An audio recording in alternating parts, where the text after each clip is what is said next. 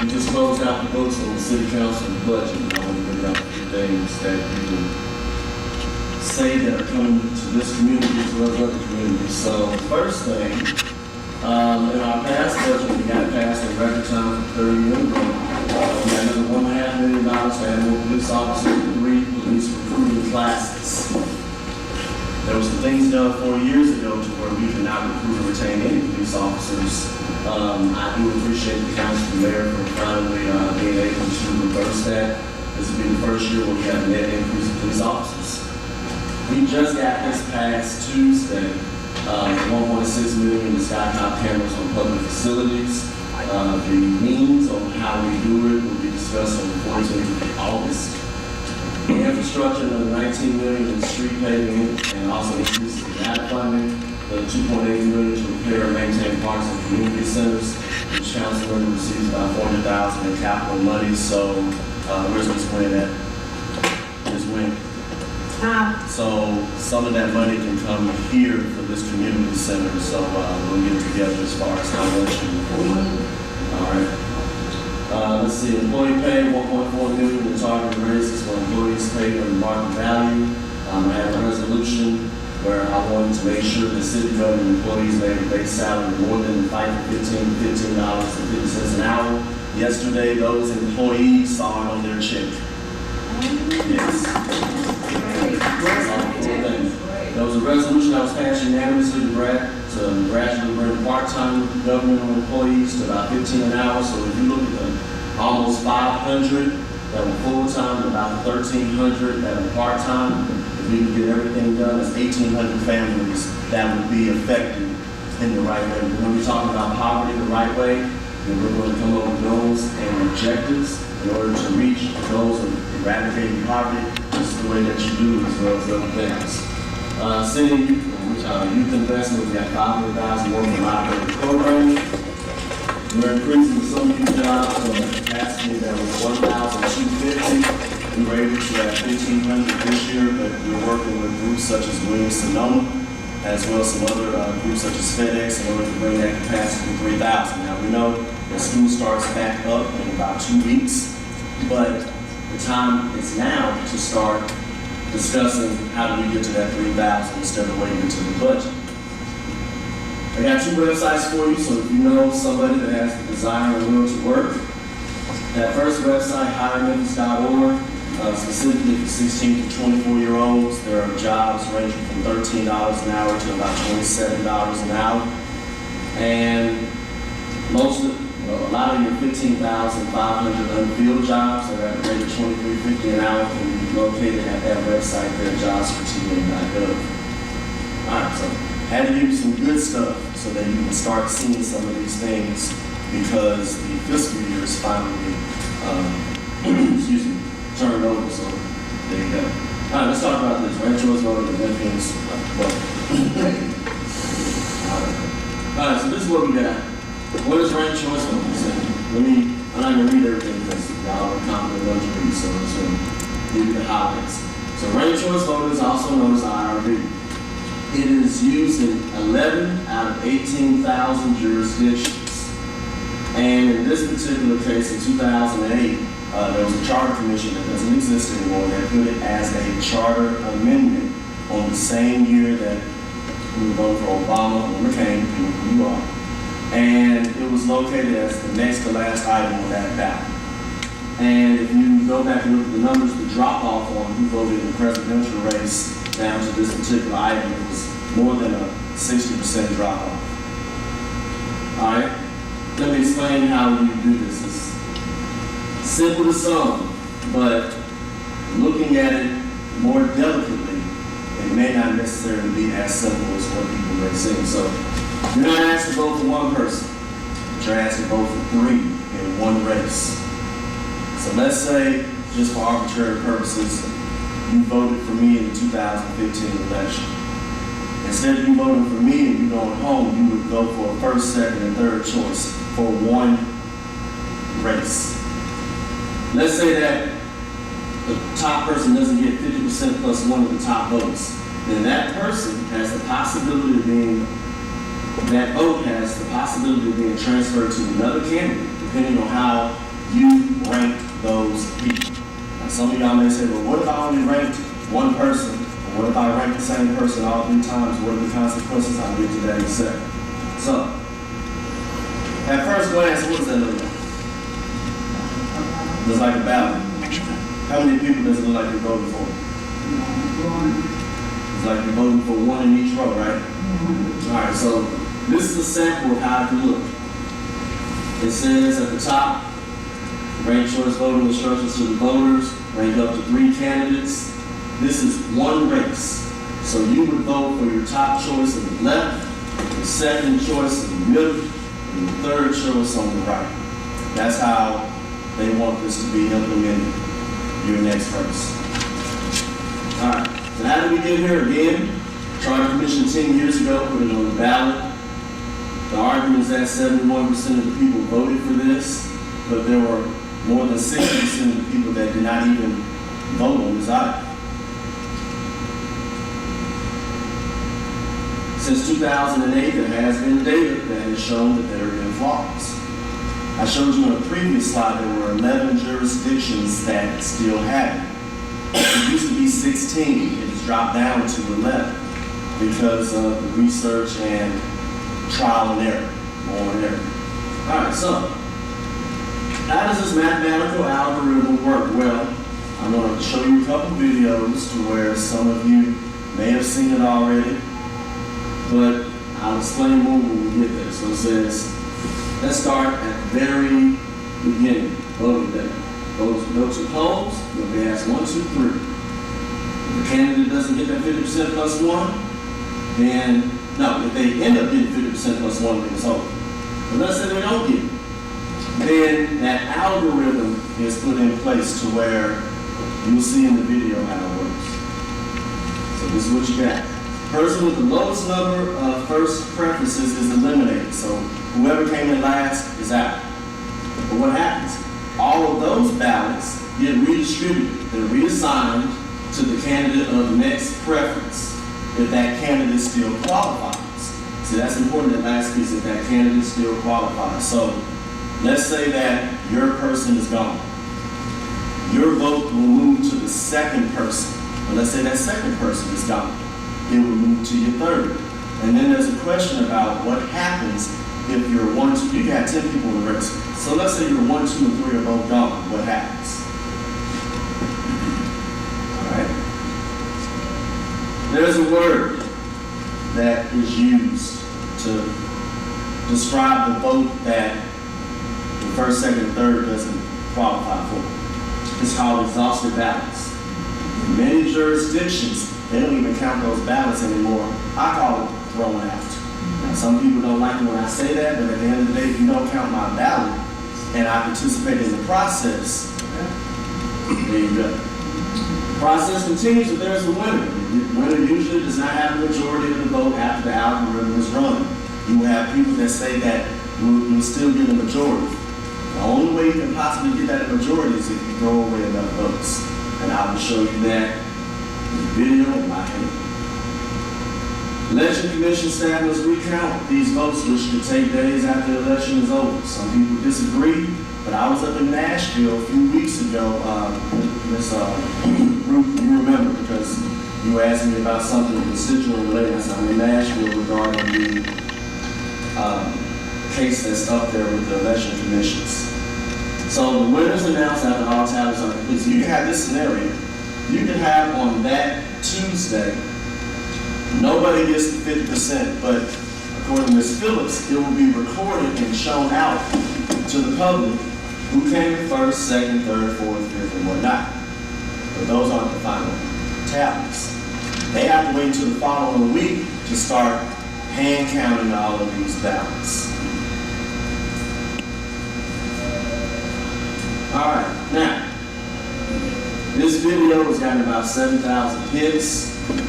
I will say this, there's a person that loves instant runoff, and I showed this to the NAACP at their executive meeting. There's about 10 individuals there.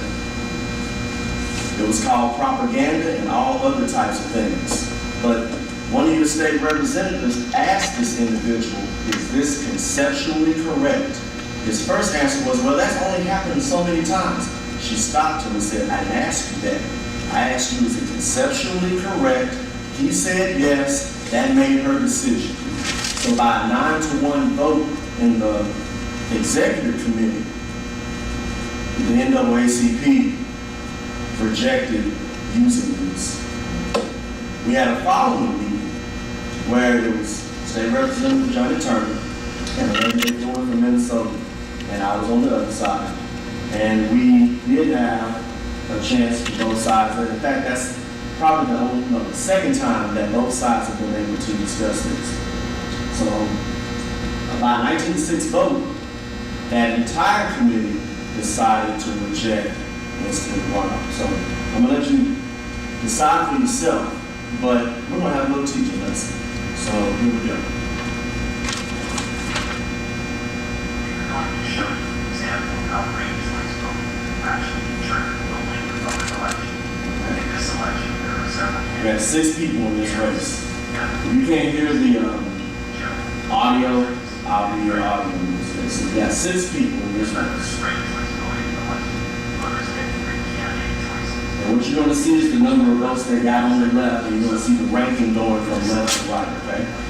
So, for example, we got 40 people that voted Janice first, Joe second, Patrice third.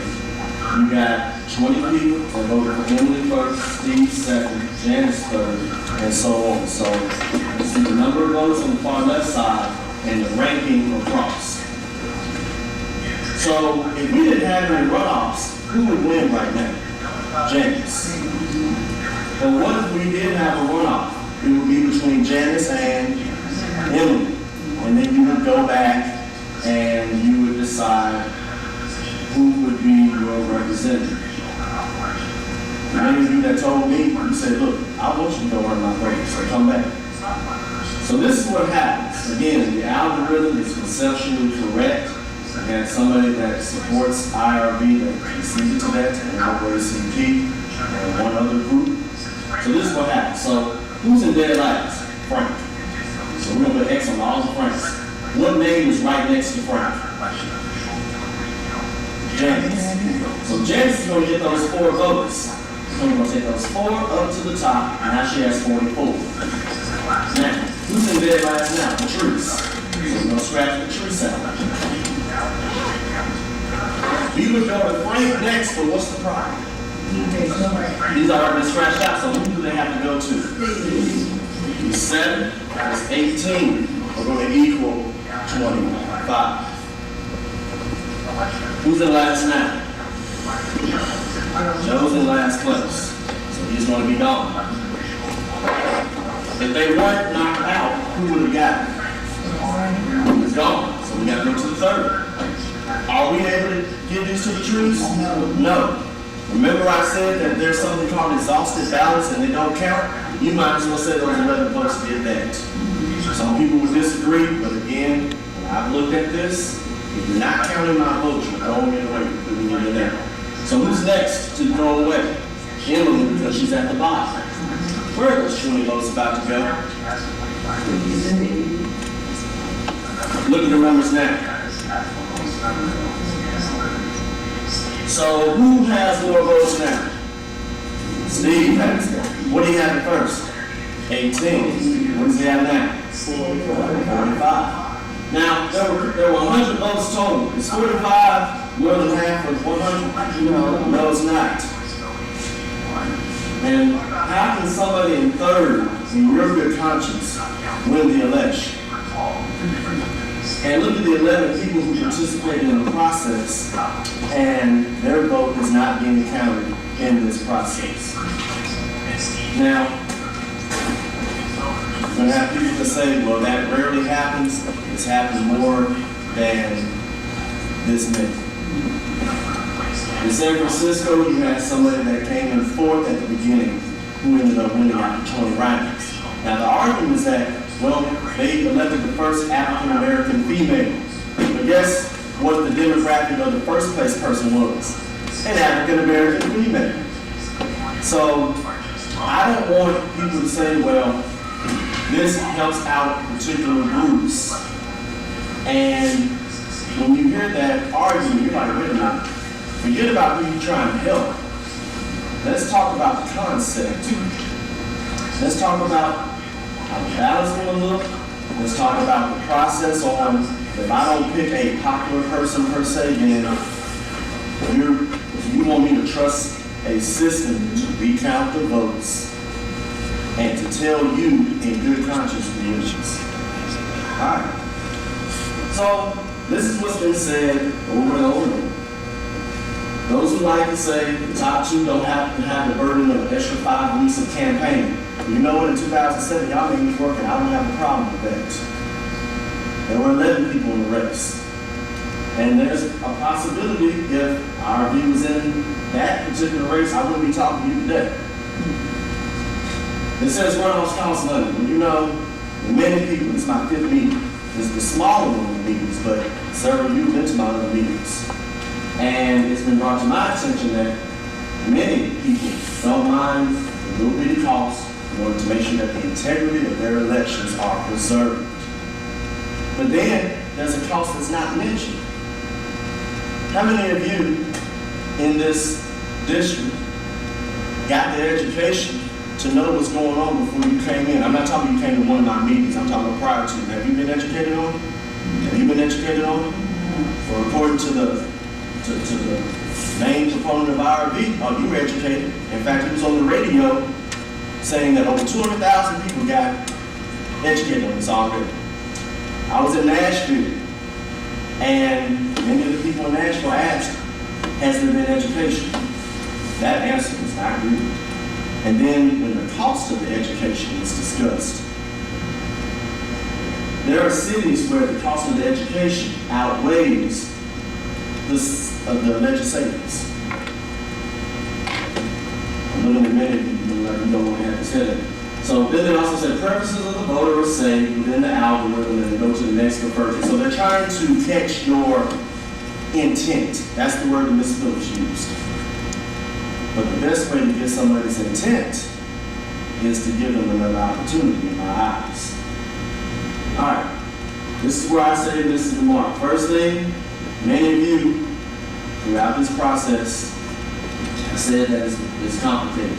And many people that are not here, let's say that your next election had this and you weren't given the instructions. You wouldn't really know what to do. Unfamiliar battle key out.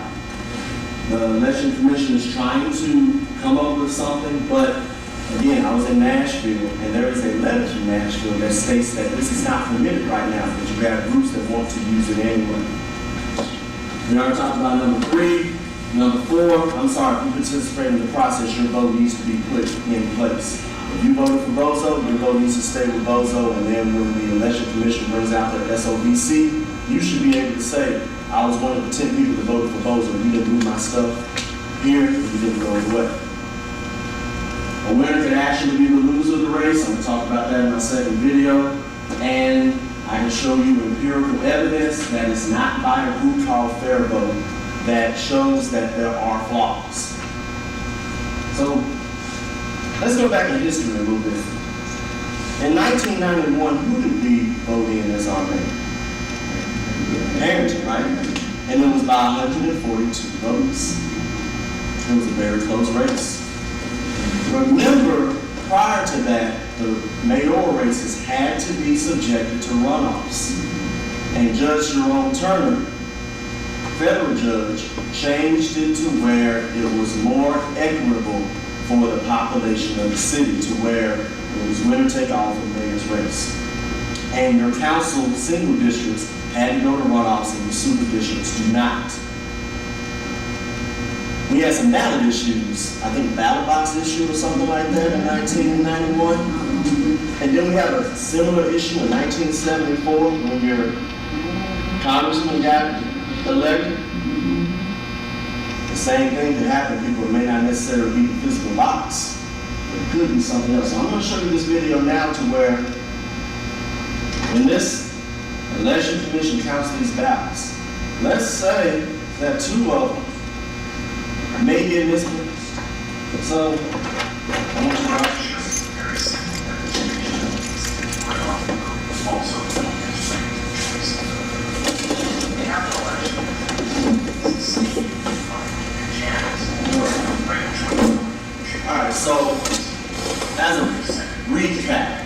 The last person is eliminated, and those 29 are going to go to Mike. So 29 plus 30 is going to be 59. And who's going to have the 59? Mike. And Mike's going to be Steve. So very good to learn from the first video. So Mike is one. All right, good. Steve has 39 votes. Mike now has 59 votes. And Mike is the winner of this city runoff election. The newspaper is very excited. Newspaper says Mike wins. You see it here. You see billboards saying that, hey, congratulations, Mike. This worked for Mike. Congratulations, all that. But wait. There are 2 votes that were not tallied right. They were missing. Brings back memories. There were 2 votes for Janice, Mike, but there's no Steve right there at all. It was like, we just don't want him at all. So I got to go back and put those 2 in. Who do you think's going to win? Let's see if that's the case. I add these 2. Mike is now going to be last. Where did those 30 votes go to? He won. So think about that. 2 votes weren't tallied, either because they got lost, or they got miscalculated. Didn't even have Steve's name on it, but Steve won. Again, mathematically, these things could happen. And historically, we have already talked about particular issues we've had as far as counting votes, ballot box votes, as well as the counting. So what I can do is I can go ahead and keep going through. This is how one of the spoiled ballots that did not count looked. It's where somebody who did not know how the round, somehow how it worked, tried, but it didn't count. On the right, it says one local supporter ranked choice voting is on record, and I got it on audio. He said that voting does not need to know how the rounds work. He supports this system, but it's none of your business how the process works. Ms. Wynn, when we meet next time, I'll have all the audio and whatever you need, so that you'll know. Now, the NAACP in Charlottesville, and Ray, maybe you can read this, compared this system. What does it say? Read it one, say it one more time. Y'all know what poll tax is, right? We need to go backwards. No, we don't. Now, if these individuals have seen it at work, and they know what the consequences are, then we need to look at what everybody's talking about, not just 11 out of 18,000. What did the NAACP say here? You said the general. Oh, okay, I'll repeat. So the executive committee voted 9-1. It was myself and Mr. Mulroy. It was a debate, and 9-1 voted to reject it. Then it went to the entire membership, and at a 19-6 vote, there was also a rejection. Okay. So let me finish up real quick and then we go there. These are areas where it has already been repealed or rejected. In Burlington, Vermont, there was a mayor's race in 2009. The person either in second or third place ended up winning after the recounts. Pierce County, Washington, it happened as well.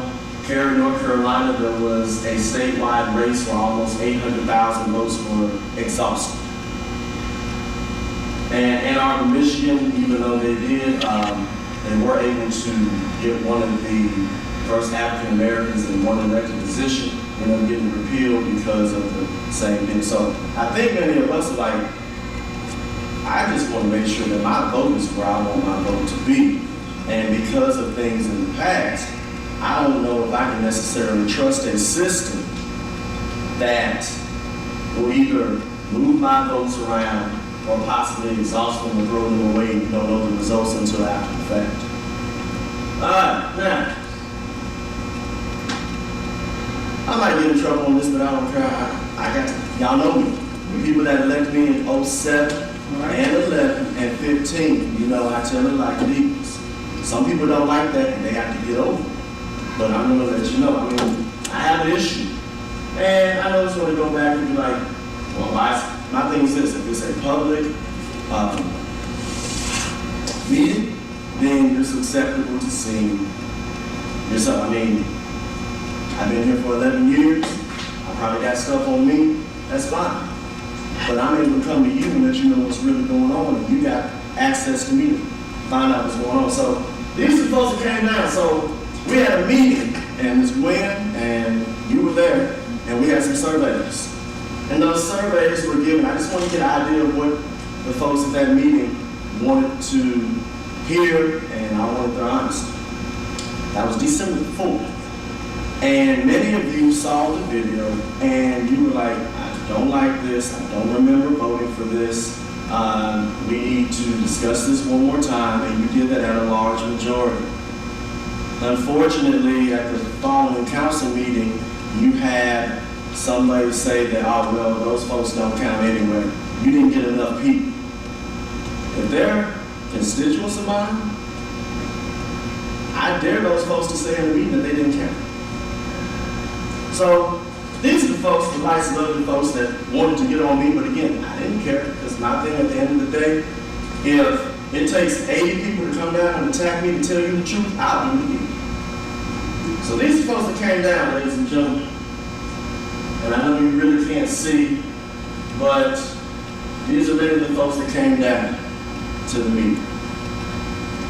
And we're talking about how it's so good. In fact, I'm going to read one thing that one of the folks has. It says that, so we can find the bottom still one. IRV increases the participation and impact of all voters, especially voters of color. Interesting.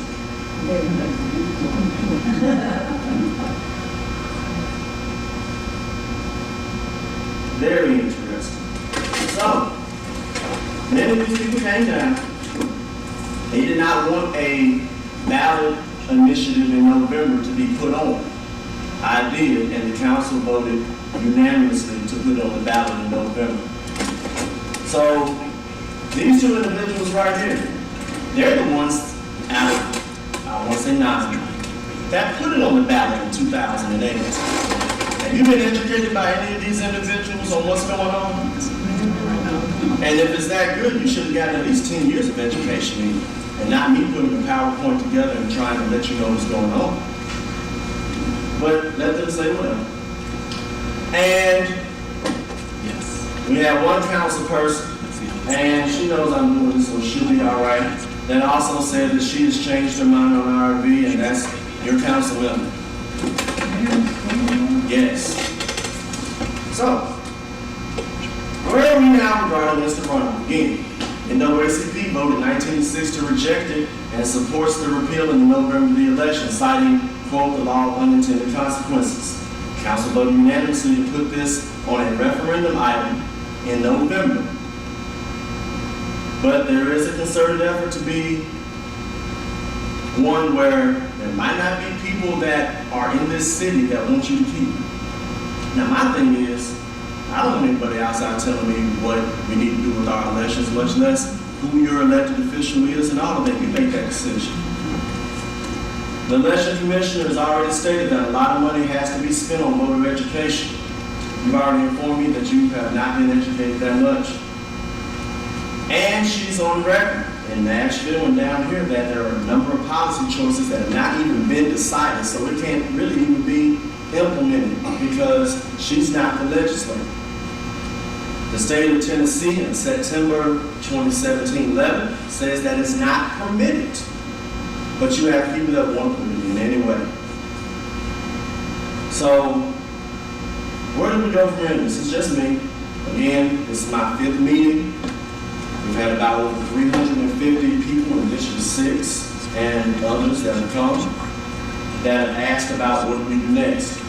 Well, there were a couple people in my meeting at Oak Road that have asked, does this violate one man, one vote, one woman, one vote, one person, one vote? So I'm gonna let you figure that out.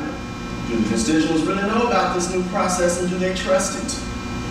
Can the election commission deal with the mathematical consequences that can likely occur when candidates are declared the winner days or weeks after the election is over? So here are the results, but see us in about a few weeks. We'll let you know who really won. Can you fully justify a winner that came in third or fourth? And again, where do we go from here? Again, I don't trust a system that will redistribute or throw out your votes. I don't think it's fair. And what I'm asking is for you to look in November. There are some ballot initiatives. You see the word repeat. And I'm asking you, if you want to go back to one person, one vote, and how it is now, to vote yes. However, if you want to try this system, then go ahead and vote no and let the system work out for itself. But let me say this one other item. And a large majority, and you've been at these meetings, you've been at two. And I've asked the question because this was put out there, and I think I might have rustled some feathers, but again, you did not elect me to be the nice person. You wanted me to be the real person, whether we agree or not. So, you know there's an election. In fact, after I leave here, I got to get back on the polls to make sure that there are man because it's been brought to my attention that people can't go to the bathroom, and that's ridiculous. We have the issue, so they need to look into that. But there are some people, there's a small faction, that's asking me after I win. They got so much confidence I'm about to win, so I appreciate that. But they're asking right after it's over, they want me to go ahead and step down so that there can be another election. But it's not been solid yet whether there is going to be a November election. The state has not decided that yet. You can get every legal opinion you want, but it's not been decided yet. But there is that possibility that you could be subjected to this sooner than later, before you get to decide whether you want it or not. It has nothing to do, these are the talking points you hear, it has nothing to do with somebody double dipping. Because I would tell that person, stop counting my money. I would tell them to mind their own business and go with what the folks at Riverside said, the folks at Oak Grove, the folks at Bethesda Missionary Baptist Church, who sincerely appreciate that grocery store opening up in a few weeks. I know you heard about that grocery store, so we still got work to do. There was a lady that wasn't here, Ms. Gwen, that approached me Thursday, and she said she got 3 particular correspondences. Let me tell you what they were. The first one was a letter in her mailbox talking about, I want to buy your property. Sell it to me for this. You probably got it, you probably got it. She also got an email regarding the opinion that Otis Sanford had the other day regarding what council members should do if they win. And she got a phone call from, this came from her, she got a phone call from Steve Mulroy. And Steve Mulroy asked her, could you ask Councilman Ford after he wins his election to step down? But the people in this room, think about it. Trying to buy the property. They want to implement this. They want Councilman Ford to resign so that they can implement this possibly. Many of you that came to the meeting, if you want me to stick around, raise your hand. That's the majority. That's what I listen to, even when we agree to disagree. So, with that being said, I don't have no slides, but I wanted you to see it. In fact, there are a couple of things that I got here to where, when anybody says it's as simple and everything, I got a little small example right here that we can do to where it's only 26 ballots, and I can show you how the election commission will have to count these ballots. So think about the last race for District 6. There were over 15,000 votes cast. So you're trusting somebody to count this 15,000 times, but guess what? It's not 15,000 times, because after you finish counting 15,000, what do you have to do? Take the last place person, eliminate those, and do what? Recount again. Then you got to eliminate another person, and what do you have to do? Recount again. I did this with 26. I had to count about 70 times. Is that a system that you, is that a system you remember voting for? No. If you would say 71% of the people voted for it, then let's move on. But I believe that you need to be educated on it, and you need to see if this is something you want to keep or something that you want to have repeat. I have a question. Yes. With this voting process, does it affect all the districts? No. Or just certain districts? Just 1 through 7. It does not affect the super district, so it will not affect the Joe Brown, it will not affect the Martavius, it will not affect the Janice. It will not affect the other 3 council members who represent Super 9. It will not affect the mayor's race. It will not affect the clerk's race. So what do you think? Well, let me see if you got anything Yes. else. No, that's it. I just want to piggyback on the question. Then why do you think this group want to cherry pick certain districts and not other districts? In 2008, that was my first year on the council. I don't know what the Charter Commission's intent was, but there have been negative consequences documented, peer reviewed, and whatnot that show mathematically that your intent may not necessarily be grabbed like you would want it to be. So I didn't make that motion. The only one that I did was I asked for this to be considered for repeal because of the negative consequences. And when I talked to hundreds of you, you have informed me that you were part of that 60% drop off that didn't see. You have not gotten the education. You do not have the trust needed from the county or the election commission or otherwise to proceed. And you would like to have at least one opportunity to vote your conscience in November. And that's what's been given to me by the large majority. So I just asked you to raise your hand on one particular question that I had. At Oak Grove, there were over 120 people there, and with the exception of 2, everybody raised their hand and they said, we want you to stay. And in fact, one person that's run over and over, he said, you need to stay the whole 90 days. Now, I'm not saying I do all that, but at the end of the day, we still got work that we need to do. And I asked you the question instead of letting somebody else say, well, the people was going, no, let me talk to the people. So if you didn't raise your hand, then I would have been thinking something else. But it's not like I'm asking this one meeting in that city. Yes. Hey, Councilman, I was wondering, can I address the audience before I leave, just real quick? And it's an open forum, correct? Yeah. Do y'all know this gentleman? How you guys doing? How you doing? Corey Strong, Chairman of the Shelby County Democratic Party. How y'all doing? How's everything going?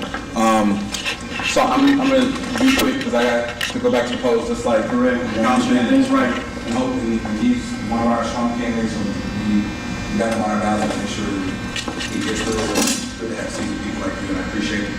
I'm going to be very brief. Irony is probably the 3rd month that I was in this position.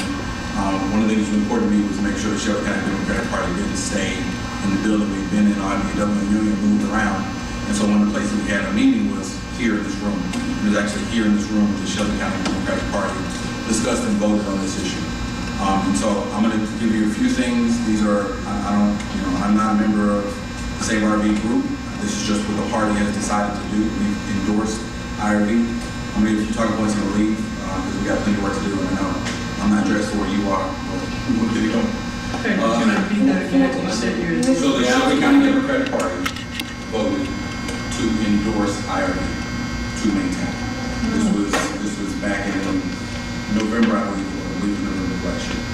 And I want you to have all the information, and so the councilman's presented some things. I think there's a couple of things that are important. The first thing is, in reference to IRV, we can talk about the possibilities all we want to. In over 100 elections, over 100 elections that have been conducted in areas that use IRV, there is one election, one time, that someone who was not first or second in the first round won. One time. At one time was somebody who was running for an alderman position, I believe, in San Francisco, and it was a black woman who won. Fast forward to a few months ago, same city, still using IRV, elected the first black female over a major city in California 2 months ago. Same city, using IRV. in the city where blacks are the minority.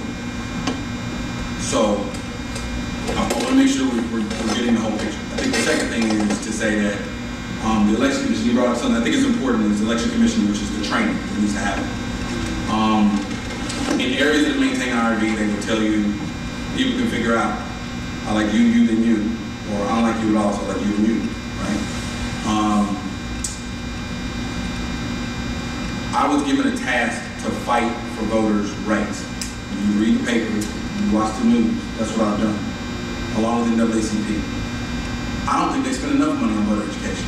In the system we got now, or IRB. I'll add to that, they messing up in the system now. That's why I'm working my butt off to make sure that I have someone at every poll in this election on Thursday, when they crack those machines and open them up, no matter what system you want, as long as Republicans are running, they're gonna cheat you, period. So we have a responsibility, no matter the system, to make sure they are doing their job properly.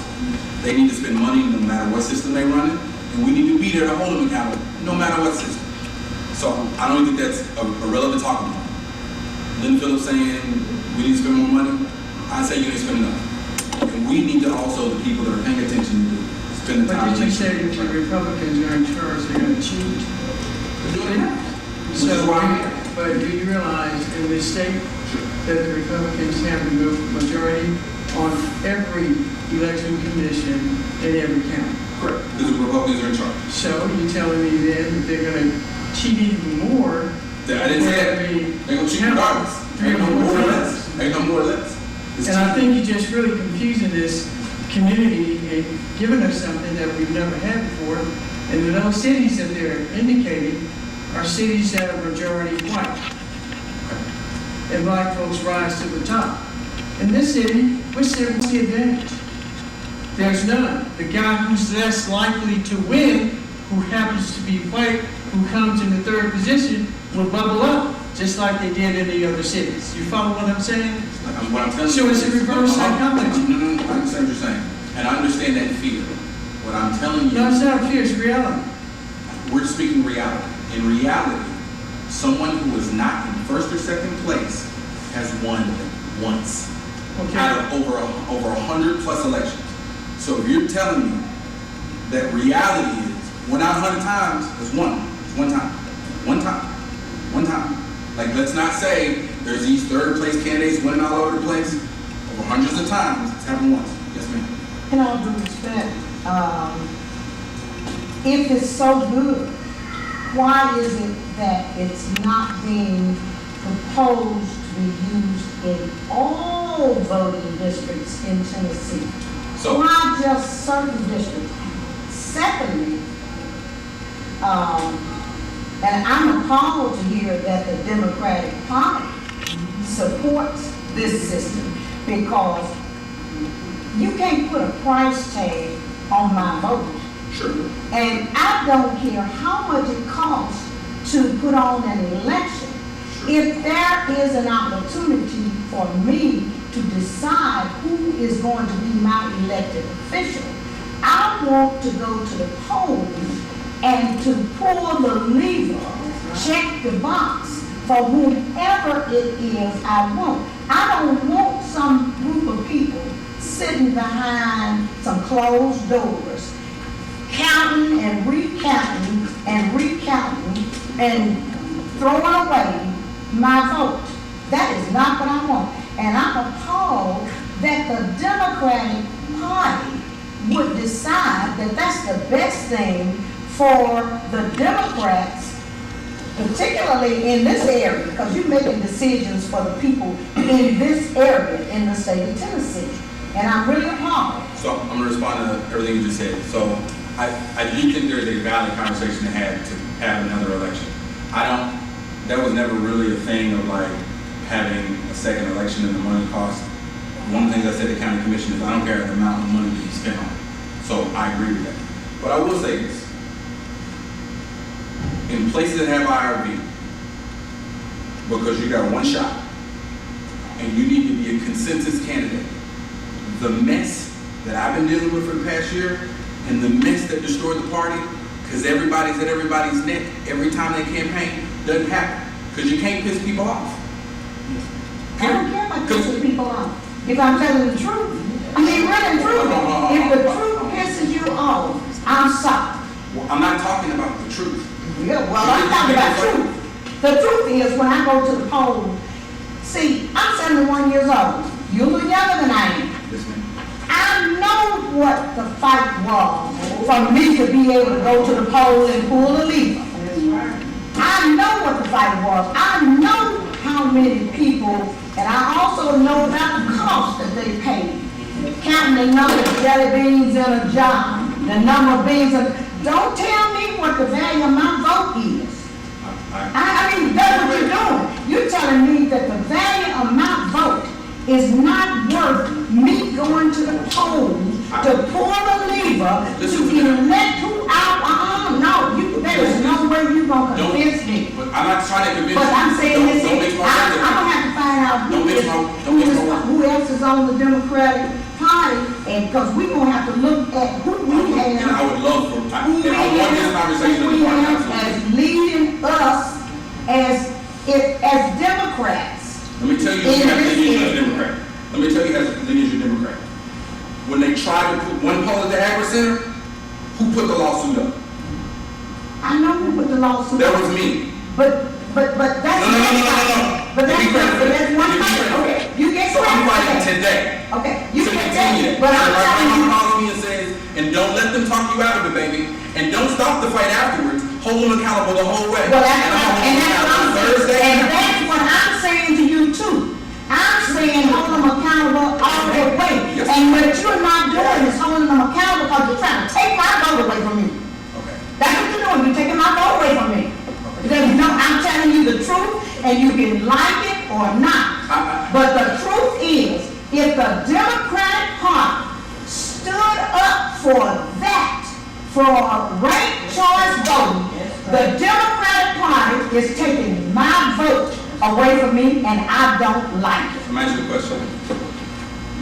You like our last president? Which last? The only one I recognize. Okay, which last? Barack Obama. Of course I did. You know, he endorsed ranked choice voting too, right? I don't care. I'm just, Do you get what I said? I don't care. okay. I'm saying, It's okay to not. don't take my It's okay vote to away from disagree. me.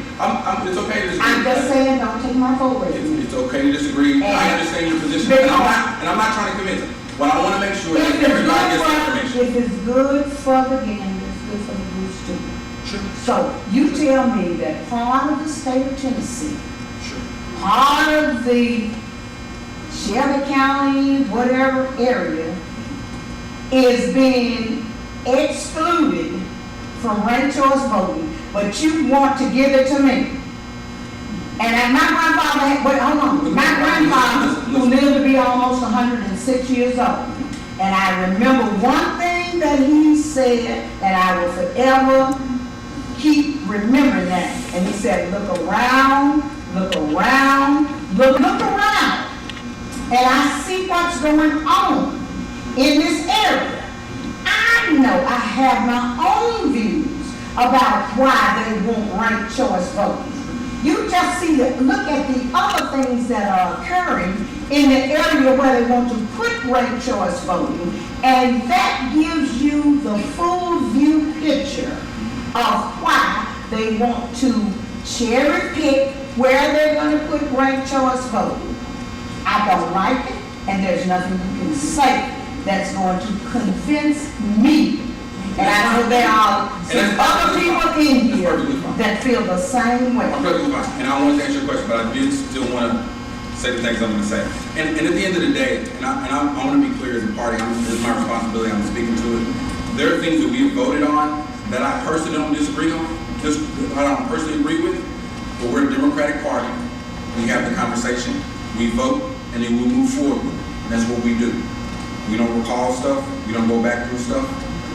We vote, and even if I don't personally agree with it, my job is to execute it and push it out. And this is what I've done. And what I would say is, I have the fervor that you're speaking with, I have desperately needed that at our party meetings. And I would ask anybody, if you're wanting to participate in the party, we got members of the Grassroots Council and the Executive Committee, District 9 is in there, we need more people in. I want you there. I want you participating. I want you a part of what we're doing because I feel like I haven't gotten enough of the voices.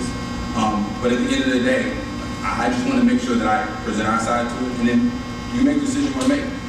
Y'all trusted Councilman Ford because he served you well, and I respect that trust. And there are no issues there at all. And I'm looking forward to the same leadership as a Democrat, same nonpartisan no more with the team. We'll have that conversation. But I have my responsibility to the people that elected me, and so I'm trying to fulfill that. Go ahead. I'm Just sorry. the question, the first question she asked, that maybe I didn't hear the answer. Sure. Why is it that this ranked choice is just only one? It wasn't 1% and not everybody. Not everybody. That's why I want do me a favor. to- I'm gonna leave that answer to the Okay. people who can answer that question properly. I just wanted to give Okay. a few pieces of information. I know Aaron's gonna answer that question, and that's fine. Just to let Michelle on, make sure she's running the protocol. I'm sorry. I'm sorry. I'm sorry. I didn't want to. Yeah. She had a question for her. I just want to make sure I answered the question. Go But ahead. we want to answer to that question. Okay, please. And that question alone, why? Sure. Why? I'm going to defer to the people that participate and know the information about how the charter amendment went down. But let me ask you this, Go before ahead. you do your deferment, and I'm getting back to her, and I'm getting back to what you said a minute ago about taking care of Democrats, and we're right now in the middle of a general election for all of our local county seats. Sure. All of the mayor, the sheriff, and all on it, then he did his due diligence, because he never endorses anything unless it's according to the party rules, and you're left off nominees. But then you say you're trying to take care of the Democrats, and more specifically, when these people win the primary, they belong to the party, and it's your responsibility to drag these folks across the finish line. But for you to pick certain people, because you may not like Janice Full-Love or Wanda or whomever, you don't put them on your ballot. That's wrong. Now, if somebody here from the party can address that, So I want that addressed. No, I appreciate it.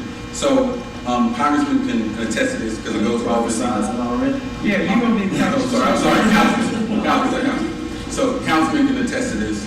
We've been having coordinated campaign meetings for about 3 months, and that campaign meeting includes all nominees, all, and our 3 endorsed district candidates. He gets emails to both Math Man and to the city council email address. Okay, there's one official Democratic Party ballot. When we put it out, I put out a press release on it. It's been in the commercial appeal. It's been in the Tri-State Defender. So the piece that's out now that says that it's the Shelby County Democratic Parties, I guarantee you see it? It doesn't say So that. you're not, It doesn't say that.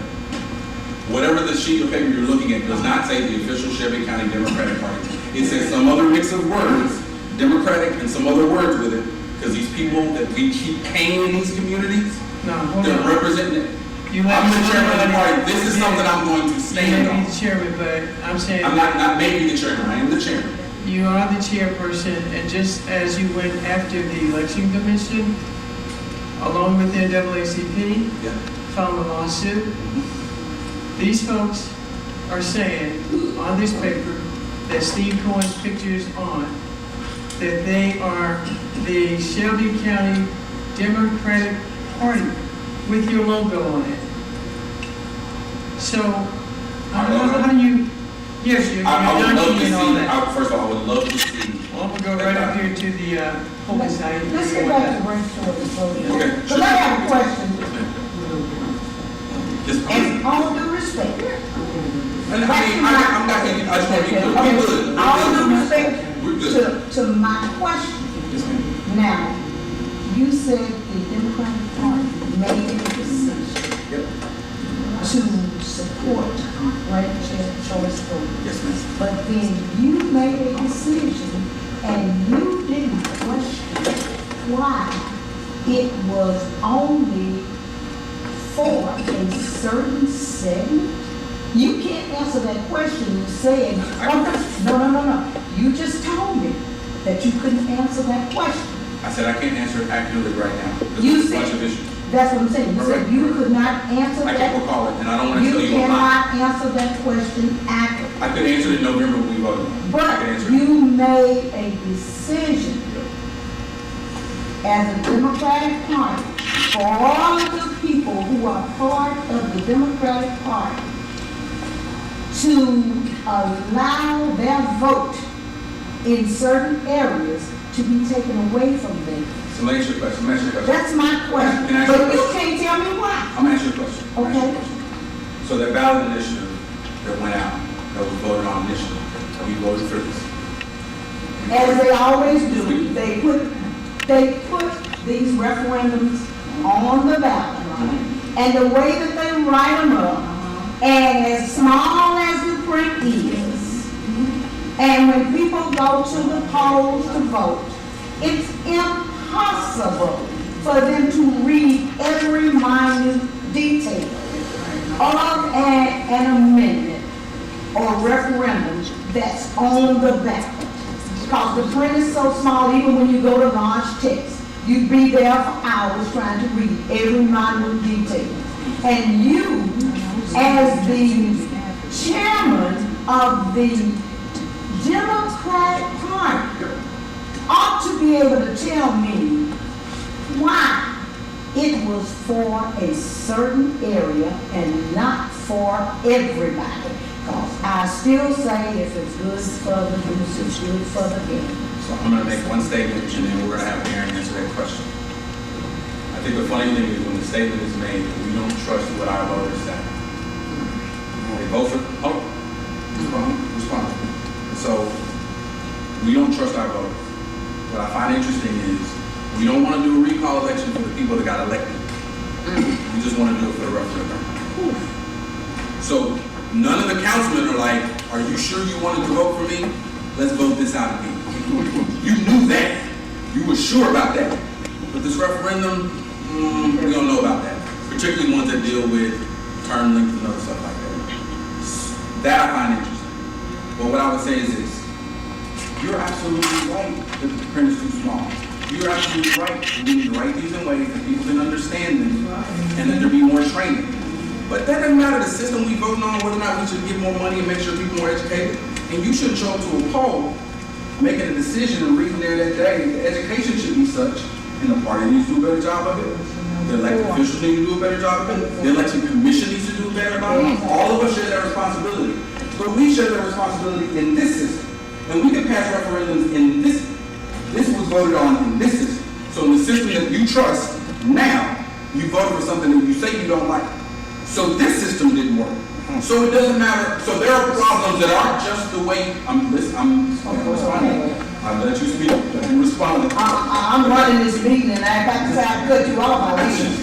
Okay? All right. That's what so what I'm saying is, in whatever the system it is, when you have a city that's running away and ignores major swaths of the city, where people like me and you live, giving us low-paying jobs and ignoring us with everything they want to put on top of the corridor and not paying attention to the people that drive the city, it is our responsibility, no matter what the system is, to ensure that our elected officials, the election commission, the people that are responsible for it, and both parties, particularly the Democratic Party, are doing their part to make sure our voters are educated. That doesn't stop. That's not going to stop, no matter the system. And I want to make sure that you answer your question. The bottom line is, if the system is broken, you don't fix it for part of the people. That's fair. You don't fix it for part of the people. Did you answer the question? You fix it for everybody. Maybe just answer that question about the charter amendment. Yes, absolutely. I want to be respectful of your time. Community meetings are like sacred to me. I just want that one quick question. You got it. One So question. the reason that it is currently only applicable in single-member districts, two reasons. First, the federal consent decree under which we are currently operating, the 96 consent decree, says that we can't have runoffs for citywide elections. So that's why we don't have it for mayor, why we don't have them for single-member districts, even though those aren't or for super districts, even though they're not citywide. Also, the charter language as written leaves open the possibility to include all municipal elections in the IRB system. And the reason that it's limited to municipal elections and not Shelby County elections is that this is a city charter amendment, and we're under home rule, so we control our elections. So you want to change the Constitution? No. Yeah. The charter. Charter's already The there. charter is the same for the city, it's the same as the Constitution for the United States. I don't want to, actually, That's not what the it's charter saying. already has It's IRB in it. I don't want to saying. change it. I literally do not want to change the charter. I want it to stay exactly as it is. So why is it applicable to just certain districts? So I If guess, it's working for the others, why is it to be changed for us? You haven't convinced me, why you want to take my vote away from me? Because that's what you're doing. that's, You taking my vote away from me. If you tell me I can't go to the polls and vote for who I want to, that somebody can sit in a back room, don't take my picture. They doing that now. They're doing that now. If I don't send somebody, they're doing it now. If I don't send somebody there to poll watch, they're doing it now. They count in the back room now. But they are not, when they count it, they are not going to give my vote to somebody else, and they're not going to throw my vote in the trash can, and we can tell. We've actually had a federal lawsuit with the election commission that's I know I'm in a lawsuit, I told you I'm 71 years old, don't try, okay, my whole history in this system now. I know, So it's problems now. I know, but when you get through, it's taking my vote away from me, my right to go to the poll and check the box, pull a lever, or whatever I have to do, and there's no way in the world you're going to convince me that it's better for me to let somebody else decide that my vote goes to this person or that person or the other person. Sorry, I'm gonna say two quick things and I'm gonna go. Please. Let me just say this, and this is a question to you, and I'm addressing him because I need to clearly understand what he just said 1 and 2 was. But for you, in a sense, is that, I'm a political activist. And so when the ballots come out, I put them off. So I need you to explain to me, why did the ballot change? At least 3 times. Okay, let me tell you what I mean. When it first came out, the ballot had the reference on the front page at the top. You're talking the one the election commission put out. The one election commission. Okay. Yep. And so then it changed. Okay. So it changed to the point was, okay, it's only that, but now you had the primary, and then on the sheet you got like these it's general or parties on the front. Mm-hmm. Okay. Mm-hmm. And then the referendum is at the very last. Right. And so I'm just trying to understand, because I print them off and take them to my seasoned people to make sure that they get it early on and try to help them to understand. So can you explain why they change it so many times? So what I would tell you is, you guys know that the legal counsel for the election commission. So the election commission has a law firm that represents it in legal matters. This is the person that argued against Mayor Warden's Sons and Julie Byrd for this lawsuit. His name is John Ryder. John Ryder is currently a member of the Republican National Committee, which is why I say, no matter what system we're in, as of current, a member of the National Republican Committee is the lawyer for our current election commission. So they play these games. Okay. Generally speaking, so they told us there's a number of things. So I'm gonna go through a list of things that, and some I catch and some I don't. And that's why I need people like you, and I want to make sure you get my card, anybody gets my card before I leave it. Because when you hear these things, I'm going after them. If somebody alerts me to something, I go after them immediately. We have another lawsuit lined up, what they've been doing during early vote. So to tell you some examples of things that came up in the lawsuit in general. The meeting minutes every time the election commission meets. They don't do it until one of the women checks it off. When we went to court in April, the last 4 months of their meeting minutes had not been posted. So they had a meeting, they didn't post them online for 4 months. It was March the last time they had them. We was in court in June. The last one they posted was March. In addition to that, they said 45 days out, we're gonna let you in the election. We're gonna let you know what the early voting locations are. At 36 days is when they try to pull that fast one on it. So it was too close for us to do something. Little did they know, we got lawyers on deck, ready to go. Add to that one of the locations that they told us when we had that compromise, they violated the state law in May. You know how they did that? They always have to have an election commission office open. They used to have 2, now they've done some stuff downtown, so they only have 1. Nixon Road was not open in May. So when I brought attention to it, they held that in their pocket. They did the compromise with New Bethel and abundant graves. And then after the fact, they said, oh, we have to do this by law, Nixon Road, which is right over the Agri Center was. There was a good 30 or 40-day period where when you logged in to figure out where your polling location was, the system didn't work. Right. This is what they do. They try to disenfranchise people and keep them from voting. Which is, so I was not aware of that. I am glad that I'm aware of that now. That's something we will continue to watch going into November and going forward. But we're keeping a list of the things that they do to make sure that we fight against those things. So that's something that we just missed. So I'm just going to admit that we missed it. Okay, let me ask you this. They changed the system, okay? Again, I deal with a lot of seasoned people in the city. Yeah, sure. So now it says they changed it. One, you got to know the county, okay? Yep. Now you got to know the age, the year they were born. And it's so. And then, once you get in, now you go with the last four. So, I mean, I asked the question, why? Because it's making it difficult, and this area right here is 32% seasoned people, okay? And this population. This is our strongest voting base. Right. And then, That answers the question right there. Right. This is, It's to keep them confused. right, to keep them confused. And seniors will So I get told- confused. You tell them one thing, they hold on to these papers just like for dear life. And they need to go back and redo that system where you don't need all that personal information to be able to find out where to vote, who your representatives are. You need to be able to go in there and put your address in there and get all of that information, because we pull it for the seniors in this community. And they We need that. work And they with need that. And we we- work with the other seniors in this Democratic community. individuals, a lot of groups are doing the same thing. I Right. appreciate Do- it. Okay, do they talk to you all when they change it? Because how, before I told the lady, I just became a deputy registrar, okay? I told her, oh, well, I went down, I said, I hate your system. She said, you know, once you get in, you love it. No, I don't. Because when you go and try to, you know, today's the last day to vote, you know, I make copies and I drop them off everywhere, let people know, type this last day and what thing.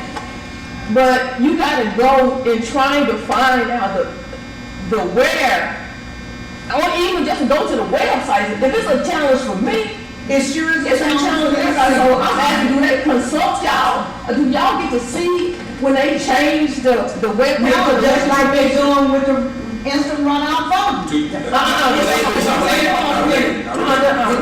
just asking, do they consult either So party? what I would say is, what normally happens is, they probably consult on both sides. What I would say is, anything that reduces the number of people that show up to the poll is better for the poll. Okay. Period. So if it's doing that, they will respond to it from time to time and I bring it to your attention. Some of them they respond to, some say it costs too much money. But what I would say is, they are not used to the number of inquiries that we make.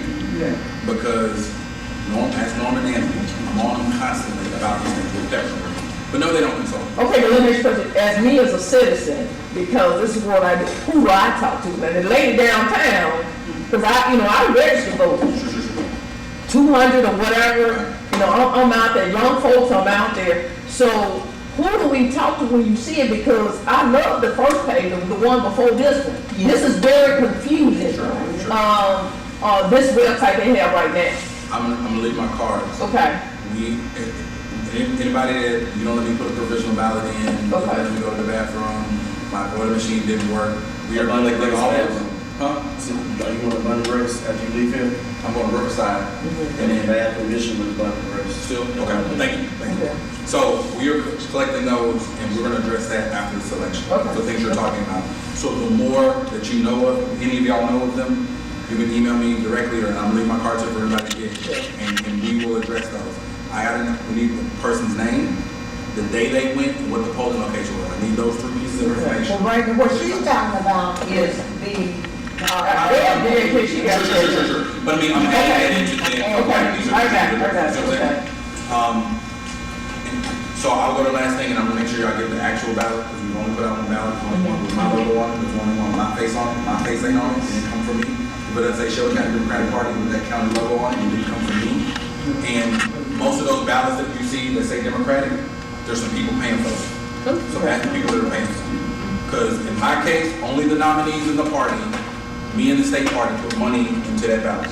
Came from my nominees, and that's where it came from. That's why it's in every paper in circulation here. That's why we're putting it on the internet. That's why we mail it and we'll be at the polls for our poll workers to click on election day. This is the last thing I would say. This is something I want you to consider. This is important. I'm not going to change your mind, but I'm going to say it. That's it. We have a problem with turnout. And that's something that I'm fighting to ensure that it's not hard to figure out the information. That people know where they can go to the polls.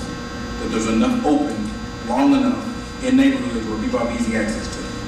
What I will tell you is, and this is everywhere, white, black, indifferent, you might be city, state, whatever, runoff elections,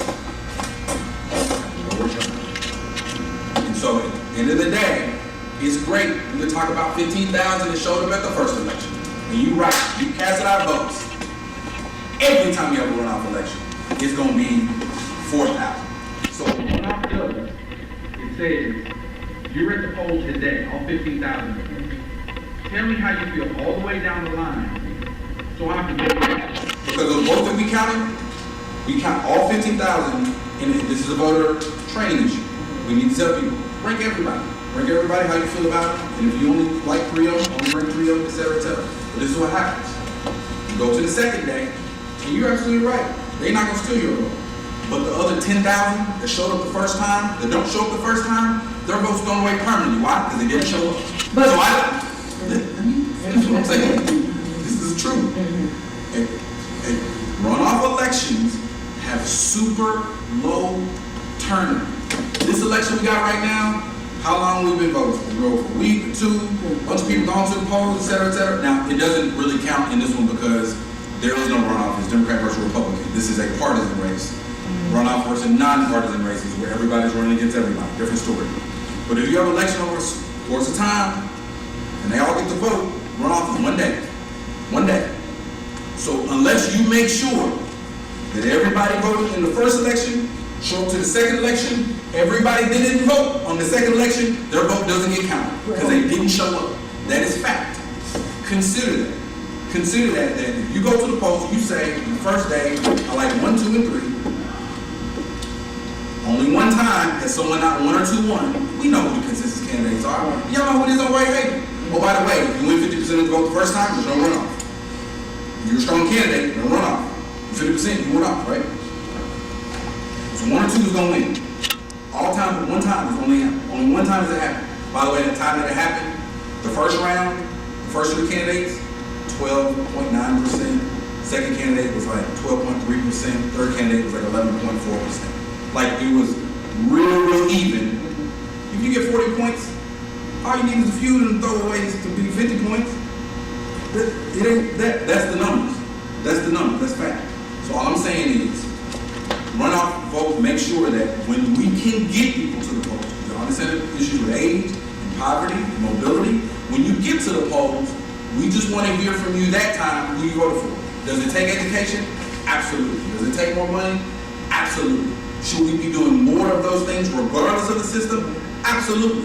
But what I'm saying is, when these runoff elections, go look at the last runoff election. See how many people showed up. 2,000 people elected city council. 2,000 people. That's a fact. Yeah. Go ahead. I got you. And then I'm going to get my. Let me tell you what I think the issue is, and this is what you talk about. It's really about communication. You don't really hear, my point like this. I agree. You don't see information for the other part of the election. You don't get it. You know, I'm just saying, and so you said you don't have a show? Well, I don't see it on the news. I don't read it on the internet. I mean, I don't see anything about this runoff. And so when you look at the root cause, why is nobody is emphasizing like at first, okay? And so how do you fix that? Because for me, it says, for the second, I'm going door to door or just on my street in the area and say, have you voted? If not, here's the location. Make sure you need a ride. Okay? So, but that's the number one thing for me who do this a lot that I see is no communication. You don't see, this election, ain't nobody talking. You don't hear nothing, you don't see nothing in the paper. You don't hear it regularly. So I would say to you as the chair or whoever, y'all have got to put information out there. No matter, right now, even getting up to November or whatever the election, whatever decision you make, you got to get more communication because it's not out there. I agree with you, and I'm telling you. And that's probably another reason why you got less votes, and they come out. you. And Absolutely. one- That keeps me up. Okay. And one final Yes, ma'am. comment regarding your statement about because there's a low turnout, that it's better that I choose. If I don't go to vote when there is a runoff, that is my choice.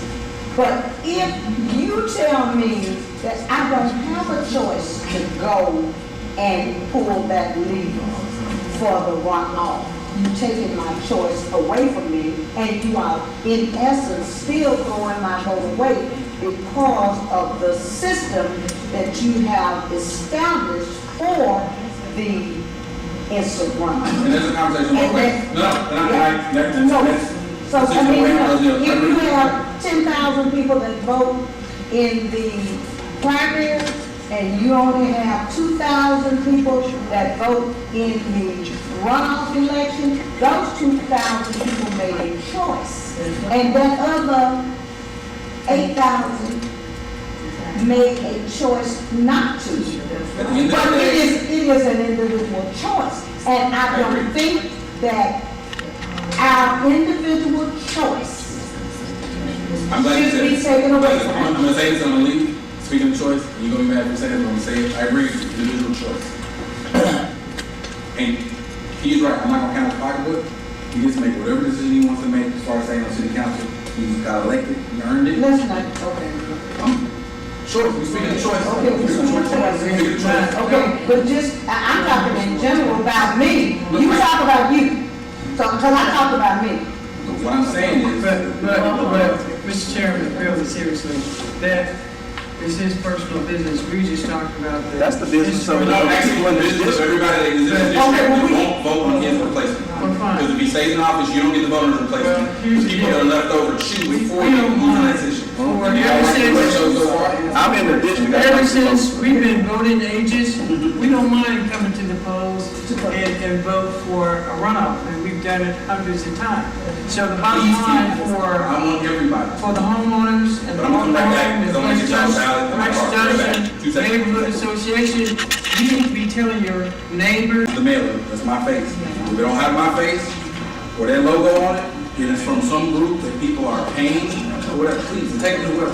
I'm about to go. I got something about federal decree, and that's all I got for the number one reason. The number 2 reason is that Linda Phillips wanted to, for the first run, limit it to like non-overlapping elections. So by having them in the single member districts, they wouldn't overlap. And that is not to say that in future elections, when we get new voting machines, which is coming maybe in October of 2019, that we could have statewide or citywide Now, IRB election. Linda Phillips is over the election commission, She's the elections coordinator. coordinator that's downtown, or at Nixon. Yeah. Okay, all right. So you said she didn't want it to overlap.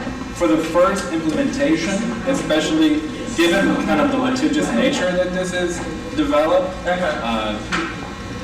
timing might be an issue, so she wanted to keep it simple at first, and also because the consent decree limits it to non-citywide elections. So there's kind of like a legal reason and a practical reason. Does that clarify? And then a further thing, why aren't other places, maybe Tennessee, doing this?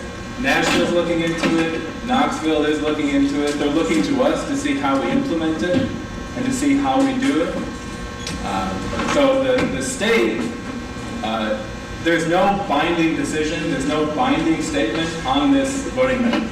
There have been some executive decisions, but nothing that's legally binding. And if necessary, we will pursue a legally binding decision just to clarify things, right? There was an attempt made to change state law, and this attempt was in part sponsored by the Memphis City Council that used our tax dollars to pay a lobbyist to try to get IRV outlawed statewide.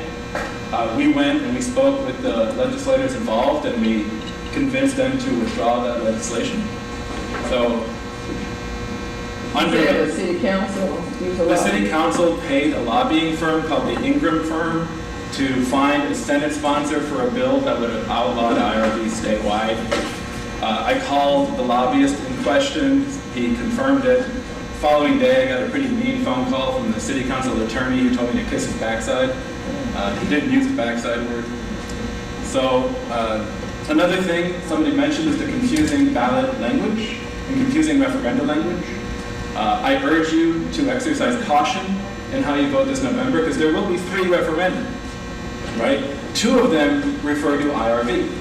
Councilman Ford's referendum would replace IRV with what we currently, would keep what we currently have, the runoffs, which are only in place because our former election coordinator never implemented the charter amendment. Richard Golden kind of slow played the charter amendment and never used it. And Linda Phillips is trying to do it, and that's what's causing this blowback. So what, okay, you said it's gonna be 2 2 of them for IRV, and then 1 for term limits.